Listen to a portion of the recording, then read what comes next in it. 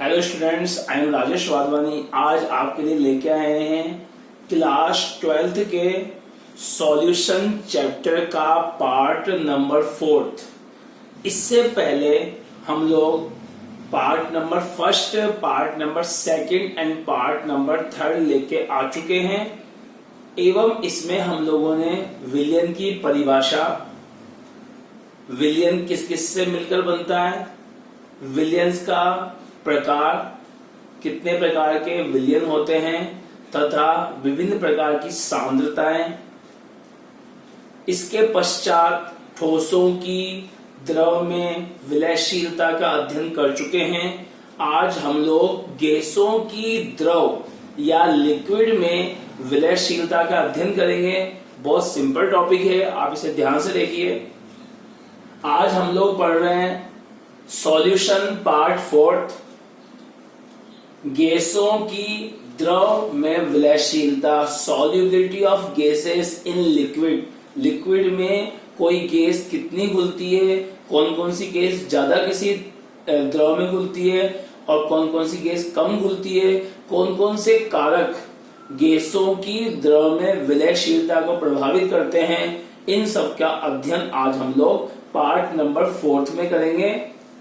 तो हम जानते हैं सभी गैसें जल में अधिक या कम घुलनशील होती है। कुछ गैसें ज्यादा घुलनशील होती है, कुछ गैसें कम घुलनशील होती है तथा वास्तविक विलयन बनाती है, ट्रू सॉल्यूशन बनाती है। जैसे हम लोग पानी में स्टोन्स डाल दें, ये पानी है, इसमें हम लोग स्टोन डाल दें, स्टोन नीचे आ जाएगा, तो ये एक वास्तविक विलयन नहीं होगा। वास्तविक विलयन किसे कहते हैं? ऐसा विलयन जो समांगी हो, समान रूप से सभी चीजें हो उसके अंदर, उसे समांगी विलयन बोलते हैं। और समांगी विलयन ही वास्तविक विलयन होते हैं। यदि स्टोन्स नीचे रह जाएंगे तो ये, और पानी ऊपर होगा, जल ऊपर रहेगा, तो ये वास्तव में कोई वास्तविक विलयन नहीं है, क्योंकि स्टोन्स हैं वो नीचे डूब चुके हैं, नीचे बैठे हुए हैं। तो सभी गैसें होती है जल में, कुछ गैसें ज्यादा घुलती हैं और कुछ गैसें कम घुलती हैं, और सभी जल में घुल करके एक वास्तविक विलयन बनाती हैं। इसके बाद जो गैसों की द्रव में विलयशीलता होती है उसे हम लोग अल्फा से व्यक्त करते हैं। अब क्या होता है अल्फा, उसे बताते हैं।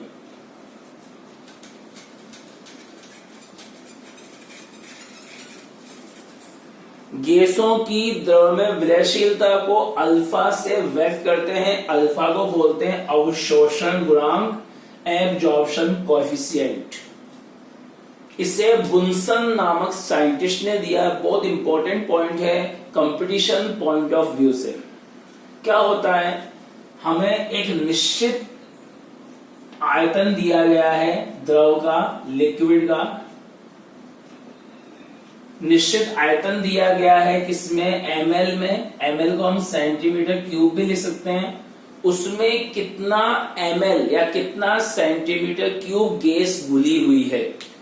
हमें लिक्विड की एक निश्चित आयतन दिया गया है, 1000 ml दिया गया है, 100 ml दिया गया है। उसमें गैसों का कितना आयतन मिलीलीटर में या सेंटीमीटर क्यूब में डिसॉल्व है, घुला हुआ है, उसे ही अवशोषण गुणांक अल्फा कहते हैं। और इस अवशोषण गुणांक अल्फा को किसने दिया है? बुनसन नामक साइंटिस्ट ने दिया है।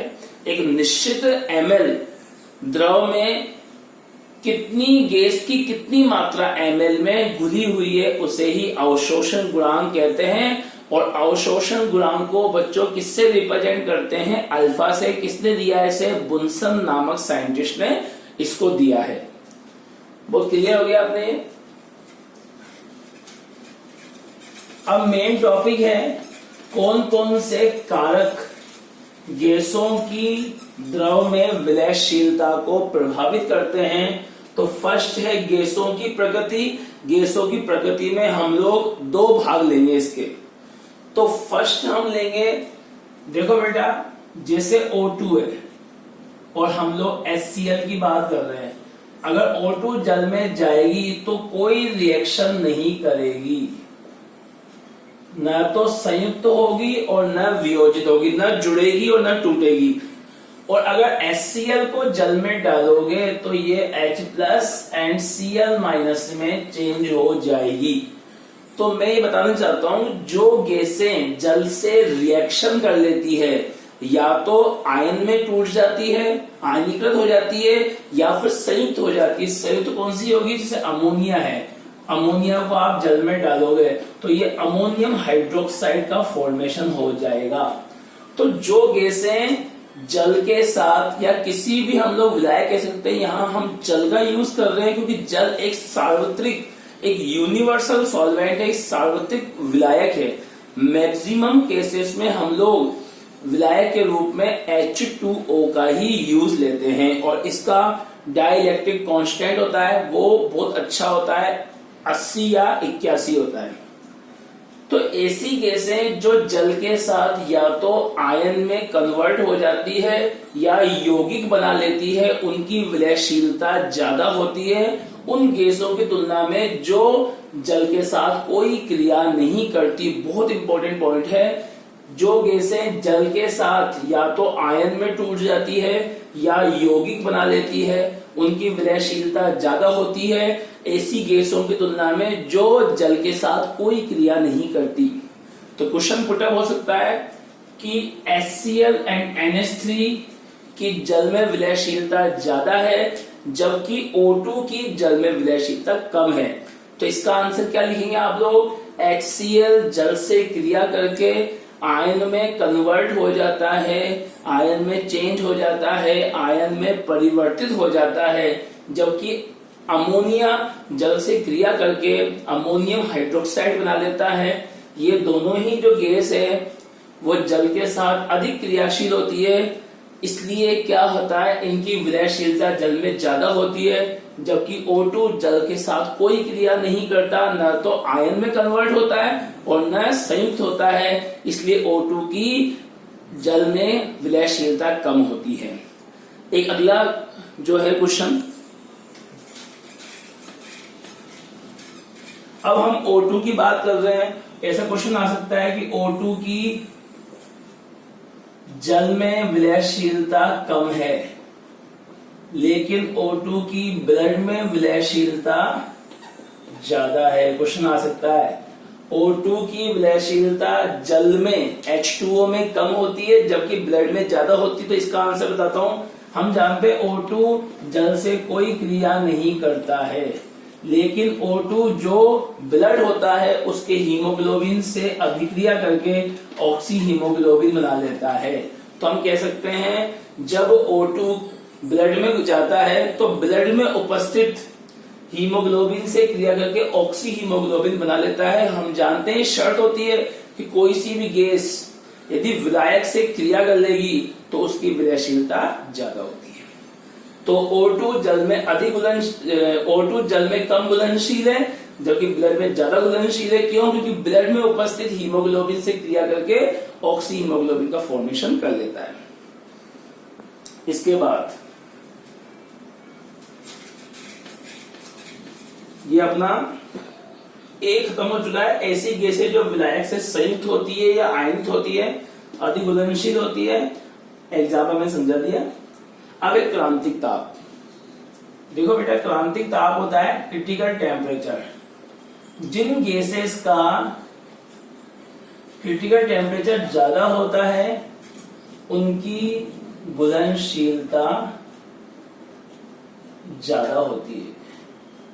अब क्रिटिकल टेम्परेचर क्या होता है, हम 11th में पढ़ चुके हैं कि हम लोगों को गैस को जब लिक्विड में चेंज करना है तो टेम्परेचर डिक्रीज करना पड़ता है, कम करना पड़ता है, प्रेशर इंक्रीज यानी कि बढ़ाना पड़ता है। जब किसी गैस को लिक्विड में चेंज करना है तो टेम्परेचर कम करना पड़ता है, प्रेशर बढ़ाना पड़ता है। लेकिन इन दोनों में से टेम्परेचर और प्रेशर में से टेम्परेचर ज्यादा इफेक्टिव होता है। सभी गैसेस के लिए एक डेफिनेट, एक मैक्सिमम, एक अधिकतम टेम्परेचर होता है। उस टेम्परेचर से ज्यादा टेम्परेचर है तो दुनिया का कितना ही प्रेशर बढ़ा दो वो गैस लिक्विड में चेंज नहीं होगी। एग्जाम्पल के लिए CO2 गैस है, उसके लिए क्रांतिक तापमान 31 डिग्री सेल्सियस है। अगर 31 डिग्री सेल्सियस टेम्परेचर है तो प्रेशर को बढ़ाने से CO2 गैस लिक्विड में चेंज हो जाएगी। ये इसका अधिकतम तापमान है। इससे कम में जैसे कि 30 हो, 25 डिग्री सेल्सियस टेम्परेचर हो, उन पे तो आराम से हो जाएगी। लेकिन अगर 31 से ज्यादा टेम्परेचर है तो आप दुनिया का कितना ही ज्यादा प्रेशर लगा दो, CO2 लिक्विड में चेंज नहीं हो सकती है। इट मीन्स अधिकतम तापमान होता है, इससे ऊपर तापमान पे वो गैसें द्रव में चेंज नहीं हो सकती, उसे बोलते हैं क्रांतिक तापमान। तो जिस गैस का क्रांतिक तापमान जितना ज्यादा होगा उनकी घुलनशीलता भी उतनी ही ज्यादा होगी। इसका एक एग्जांपल दे सकते हैं मान लो H2O2 का क्रांतिक तापमान कम होता है CO2 की तुलना में। CO2 का क्रांतिक तापमान ज्यादा होता है। अगर CO2 का क्रांतिक तापमान ज्यादा होता है तो जल में CO2 आसानी से घुल जाती है। तो जिन गैसेस का क्रांतिक तापमान जितना ज्यादा होगा वो जल में या किसी भी विलायक में आसानी से घुल जाती हैं। तो H2O2 का क्रांतिक तापमान कम होता है, CO2 का क्रांतिक तापमान ज्यादा होता है। जिसका क्रांतिक तापमान जितना ज्यादा होगा वो आसानी से ही घुल जाएगी। तो CO2 आसानी से घुल जाती है जल के अंदर, जबकि H2 एंड O2 आसानी से नहीं घुलती है क्योंकि इनका क्रांतिक तापमान क्या होता है, कम होता है।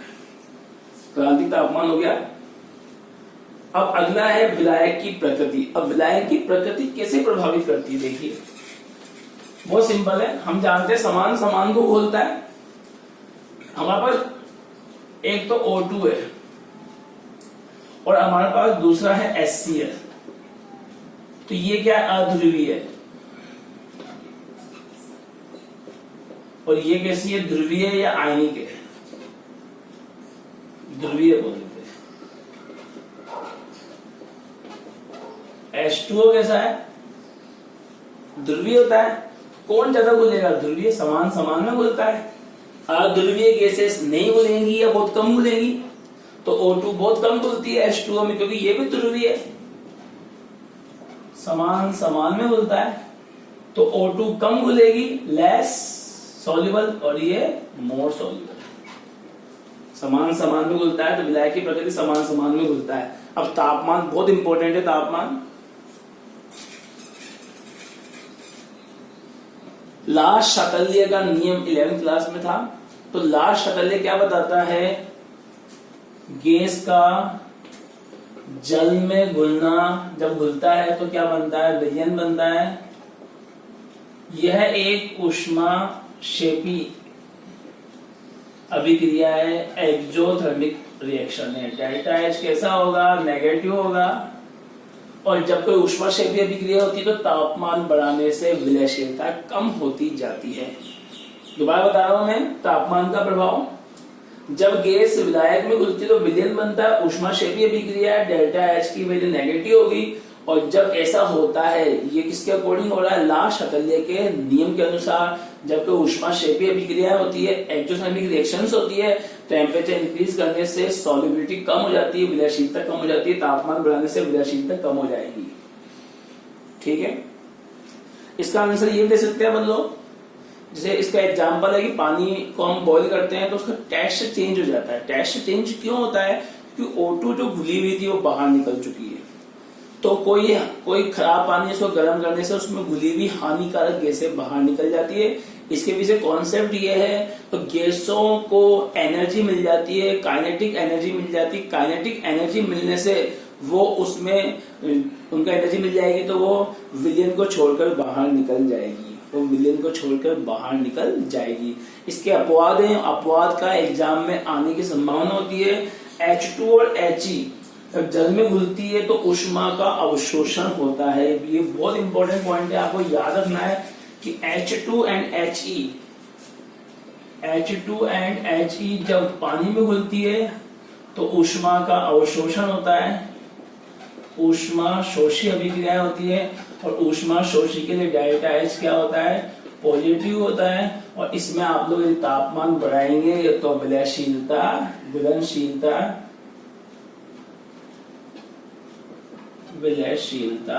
बढ़ जाएगी। H2 एंड H को जब पानी में घोलते हैं तो ऊष्मा शोषण अभिक्रिया होती है, डेल्टा एच कैसा होगा, पॉजिटिव होगा, और डेल्टा एच पॉजिटिव होगा तो तापमान इंक्रीज करने से विलयशीलता बढ़ जाएगी, विलयशीलता बढ़ जाएगी। अब कल आपके सामने जो वीडियो रिप्रेजेंट करूंगा उसमें हम प्रेशर का इफेक्ट देखेंगे, दाब का प्रभाव देखेंगे, और दाब का प्रभाव इसलिए इम्पोर्टेंट है क्योंकि हेनरी साइंटिस्ट ने दाब के प्रभाव का बहुत अच्छा अध्ययन किया है। तो हम कल के जो वीडियो बहुत इंपॉर्टेंट है उसमें हम लोग गैसों की द्रव में विलयशीलता पर प्रेशर का इफेक्ट देखेंगे एंड हेनरीज लॉ देखेंगे, हेनरी का नियम देखेंगे। हेनरी का नियम है उसके उपयोगिता देखेंगे जो कि आरबीएससी के जो बोर्ड होता है उसके दृष्टि से बहुत इंपॉर्टेंट पॉइंट है। थैंक्स।